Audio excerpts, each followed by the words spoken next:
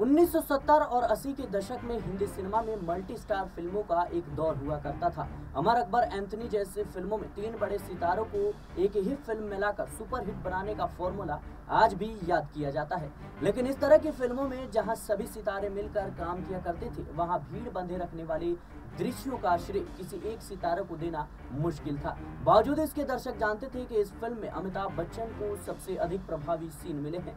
आप सोच रहे होंगे कि हम राजनीति से परे आज फिल्मों की बात क्यों कर रहे हैं। नमस्कार, मैं सिराज आपके साथ, आप देख रही हैं नेक्स्ट 9 पॉलिटिकल बाइट। दरअसल महाराष्ट्र की महाविकास आघाड़ी एमबीए आज इसी तरह की स्थिति का सामना कर रही है। शिवसेना, यूबीटी, राष्ट्रवादी कांग्रेस पार्टी यानी एनसीपी और कांग्रेस के इस गठबंधन ने साल 2019 में विशेष राजनीतिक परिस्थितियों के तहत बना था। यह गठबंधन तब बना जब भारतीय जनता पार्टी ने ऑपरेशन लोटस शुरू कर दिया था। 2019 में इस गठबंधन ने भाजपा को सत्ता से बाहर रखा और शिवसेना यूबीटी के प्रमुख उद्धव ठाकरे को महाराष्ट्र का मुख्यमंत्री बना दिया। हालांकि भाजपा की राजनीतिक रणनीति का असर ऐसा हुआ कि समय के साथ उद्धव ठाकरे को न केवल अपनी जमी जमाई पार्टी और नाम चुनाव चिन्ह गंवाना पड़ा, बल्कि इसने एनडीए के अन्य सहयोगी के लिए भी एक कड़ा संदेश जरूर दिया कि अगर वे भाजपा के खिलाफ जाते हैं तो उन्हें भी इसी तरह के परिणाम से भुगतने पड़ सकते हैं, यानी इसी तरह के परिणाम भुगतने पड़ सकते हैं। उद्धव ठाकरे के नेतृत्व में एमबीए ने हाल ही में संपन्न हुए लोकसभा चुनाव में महाराष्ट्र की 48 में से 31 सीटें जीतकर एनडीए को करारी शिकस्त दी।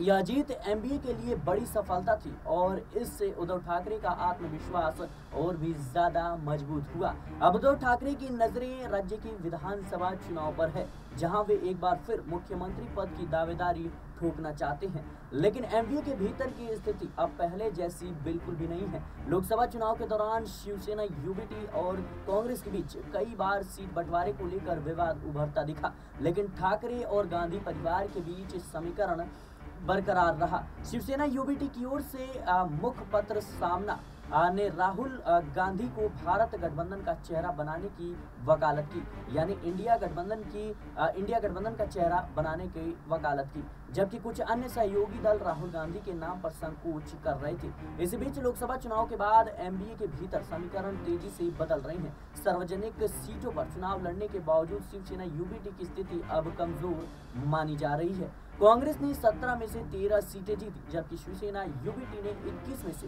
केवल 9 सीटों पर ही जीत हासिल की। शरद पवार की एनसीपी ने 10 में से 8 सीटें जीतकर सबसे मजबूत स्थिति में खुद को बनाए रखा। शिवसेना यूबीटी की स्थिति कमजोर होने के साथ ही उद्धव ठाकरे की मुख्यमंत्री पद की दावेदारी पर भी अब सवाल उठने लगे हैं। कांग्रेस द्वारा कराए गए आंतरिक सर्वेक्षणों से पता चला है कि उद्धव ठाकरे की लोकप्रियता एमबीए के भीतर घट रही है।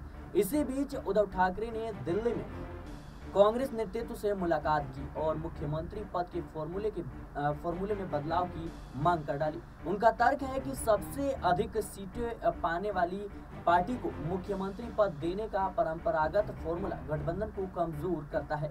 उद्धव ठाकरे ने कांग्रेस नेतृत्व से कहा कि इस फॉर्मूले के तहत गठबंधन के हर दल में अधिक से अधिक सीटों की मांग की होड़ लग जाती है, जिससे चुनाव के बाद स्थिति और भी ज्यादा जटिल हो जाती है, यानी मुश्किल परिस्थितियां आ सकती है। उन्होंने कांग्रेस नेतृत्व से यह सुनिश्चित करने की मांग की कि अगर एमबीए विधानसभा चुनाव जीतता है तो उन्हें मुख्यमंत्री पद मिलना चाहिए। इसी बीच एमबीए के भीतर मुख्यमंत्री पद की दावेदारी को लेकर खींचातानी और भी ज्यादा तेज हो गई है। उद्धव ठाकरे को एहसास हो गया है कि अगर उन्हें मुख्यमंत्री का चेहरा घोषित किया जाता है तो वह अपनी पार्टी के नेताओं और समर्थकों को एकजुट कर रख पाएंगे। वर्तमान में एकनाथ शिंदे, जो शिवसेना की एक बागी नेता है और अब महाराष्ट्र के मुख्यमंत्री हैं, लगातार शिवसेना यूबीटी के जमीनी स्तर के नेताओं को तोड़कर अपनी तरफ खींचने में लगे हुए हैं। पिछले समय में शिवसेना ने नारायण राणे और राज ठाकरे जैसे नेताओं की चुनौतियों का सामना किया है, लेकिन एकनाथ शिंदे की चुनौती सबसे बड़ी है। शिवसेना न केवल 40 बागी विधायकों को अपने साथ रखने में सफल रहे हैं,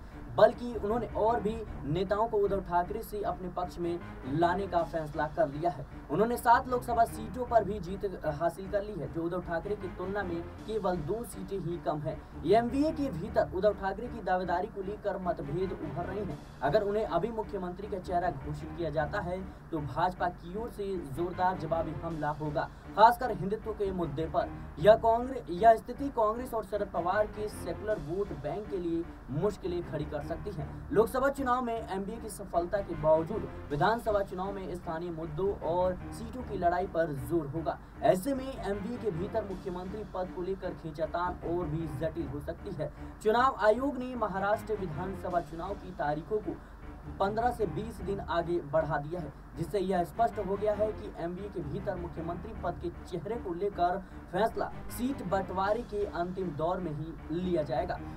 महाराष्ट्र की राजनीति को समझना इतना आसान भी नहीं है। एक तरफ भारतीय जनता पार्टी ने ऑपरेशन लोटस के तहत जिस तरीके से उद्धव ठाकरे की शिवसेना पार्टी के 2 फाड़ कर दिए और महाराष्ट्र में तख्ता पलट कर दिया, यानी कहीं न कहीं जिस तरीके से शिवसेना के 2 फाड़ कर दिए, ऐसे में कहीं न कहीं सरकार बनाने में भारतीय जनता पार्टी सफल रही। वहीं यही हाल शरद पवार के साथ भी हुआ। शरद पवार की एनसीपी को 2 फाड़ करने में भारतीय जनता पार्टी कामयाब रही। अजीत पवार लगातार शरद पवार की खिलाफत करते हुए देखे गए और कई विधायकों के साथ उन्होंने भारतीय जनता पार्टी को समर्थन दे दिया।